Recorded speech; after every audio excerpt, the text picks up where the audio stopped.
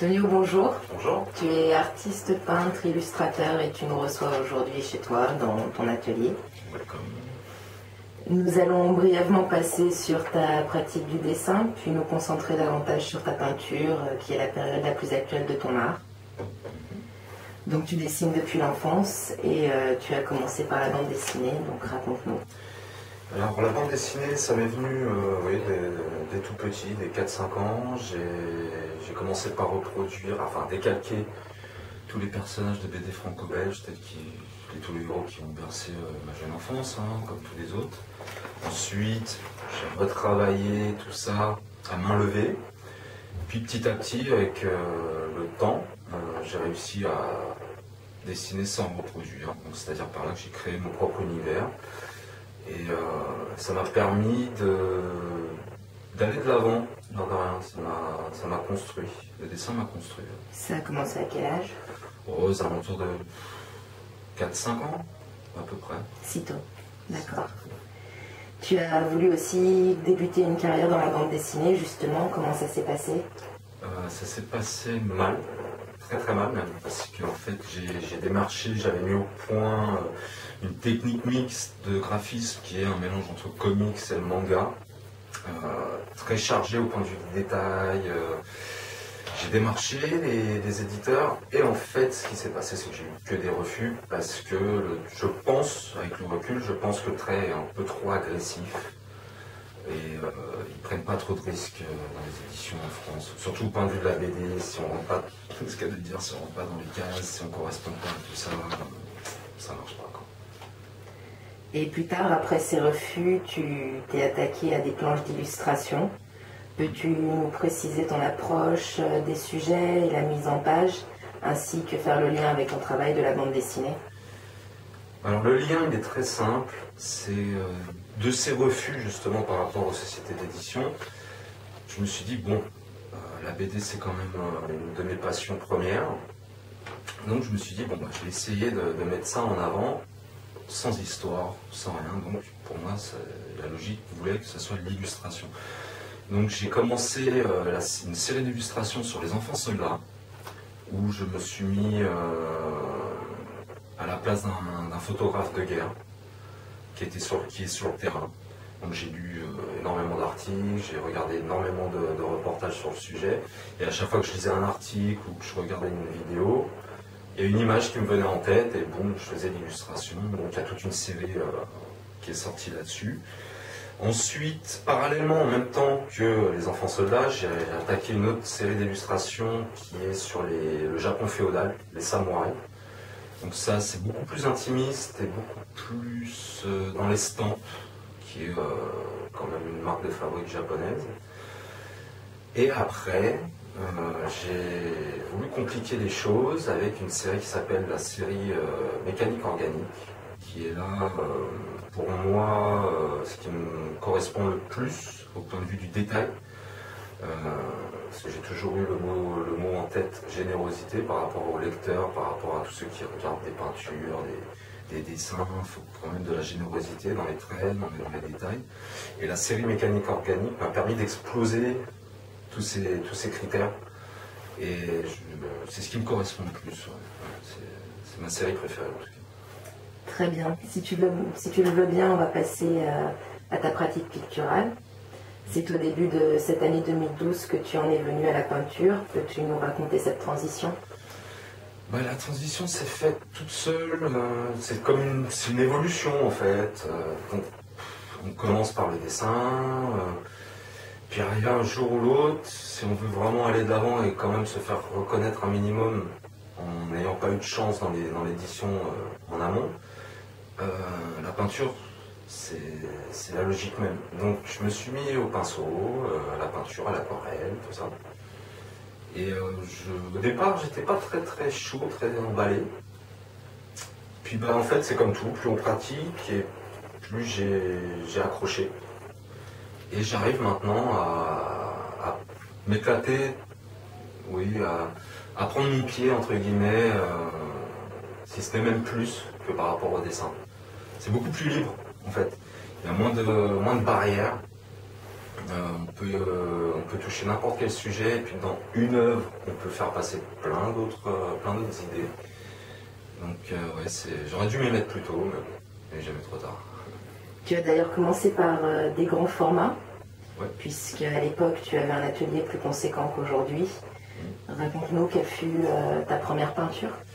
Alors la première peinture s'appelle Détruire pour mieux reconstruire, qui est un format de, je sais même plus, 1m60 sur 1m30 ou 1m40 de haut, presque un carré parfait. Et pareil, c'est sur les variations du corps du Christ. De toute façon, toutes mes peintures jusqu'à présent, à part 2-3, ça reste dans ce thème-là, le Christ. Ouais. Justement, parle-nous des thèmes que tu abordes en peinture, et puis peut-être que tu pourras aussi un peu plus développer à propos de tes sujets religieux. Alors, comme je l'ai dit, hein, la plupart de mes peintures sont sur le thème du Christ. Donc, c'est un sujet assez délicat, surtout à l'heure actuelle, avec tous les problèmes de religion et ce qu'il faut dire ou ce qu'il ne faut pas dire. Moi, ce sujet-là me permet d'exprimer une certaine sensibilité à ce sujet-là, bien que non-croyant. Ensuite, le travail par lui-même est intéressant parce que j'attaque ça comme mon dessin, sauf que c'est en peinture. Donc on retrouve quand même mon trait assez BD, mais la peinture vient se greffer là-dessus et ça donne quelque chose d'assez unique. Et ça me permet aussi de me démarquer par rapport à tous les sujets qui sont abordés, les abstraits, les trucs, les machins. C'est un sujet qui a traversé l'histoire de l'art. Et peut-être qu'en faisant toute une série de peintures sur ce sujet-là, ça me permettra justement de marquer mon histoire à ma façon. Donc en dehors des sujets christiques, tu as fait aussi quelques nus et quoi d'autre? Alors j'ai fait des nus, j'ai fait quoi d'autre en peinture, un peu de tout. J'ai fait toute une série aussi d'adaptations sur les photos de Joel Peter Witkin. Donc en fait je reprenais sa photo d'origine que je réadaptais à ma façon. Savoir que Joel Peter Witkin a une œuvre de moi dans sa collection. C'est aussi un autre aspect, enfin c'est un autre travail, tout aussi intéressant parce qu'on a l'image de départ, donc il y a déjà l'univers qui est là, il faut entrer dans cet univers pour justement apporter encore d'autres choses.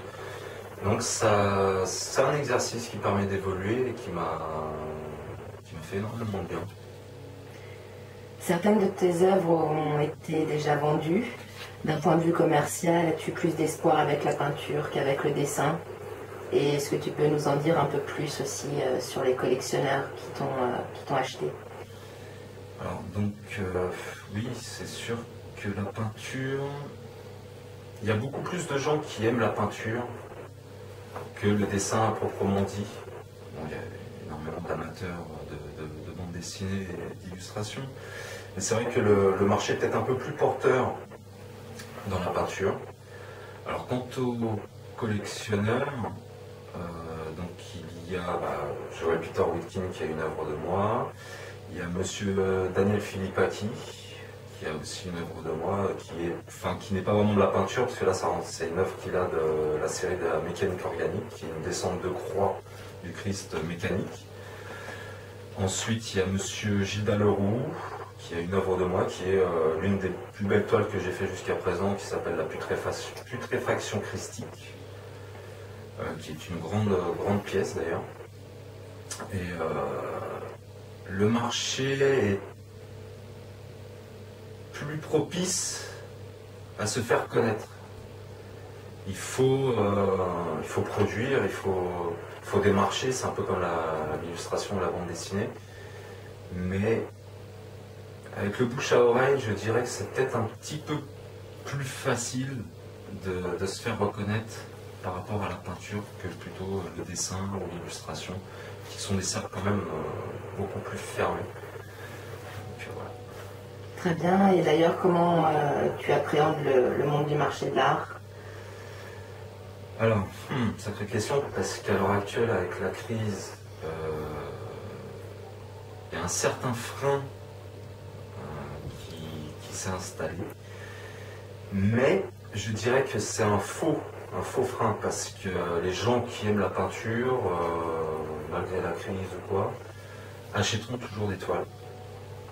Et le problème de la spéculation vient s'ajouter aussi à ça, parce qu'il y a des gens qui gênent les marchés justement spéculant sur tel ou tel artiste. Mais bon, le tout c'est de persévérer, de produire, pour commencer à être quand même assez accessible au point de vue des tarifs. Faut pas non plus, je suis pas un Rembrandt ou un Trouille ou je sais pas quoi. C'est le début de ma carrière, donc j'essaye d'être relativement accessible à toutes les bourses, sans pour autant me brader non plus, parce que c'est énormément d'heures de travail et de concentration mentale. Ça prend beaucoup au point de vue de la cervelle. Donc, alors le marché pour l'instant, j'ai pas encore vraiment un pied dedans, donc je peux pas vraiment dire, mais peut-être que dans quelques années, si vous me reposez la question, je répondrai un peu plus fermement. Ok, Tonio, merci de nous avoir reçus, merci pour ta franchise. Qu'est-ce qu'on peut te souhaiter? De marquer l'histoire, ça serait pas mal. Ok, Merci.